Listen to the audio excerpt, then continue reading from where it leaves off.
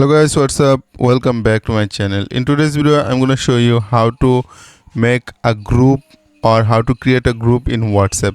So if you want to do that, first of all go to WhatsApp. Then here you can see it's my WhatsApp interface. So I want to make a group. So that here you can see a plus icon.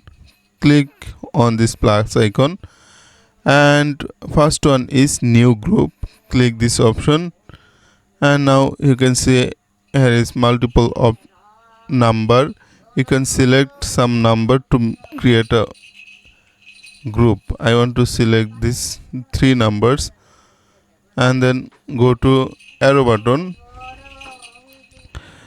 and here is the group name option. Type any name that you want to make for a group. So I want to write how first, and click to check mark option. So that's it. You can make a WhatsApp group using this method. I think this is helpful. If you think this is helpful, then consider to like, comment, share and subscribe.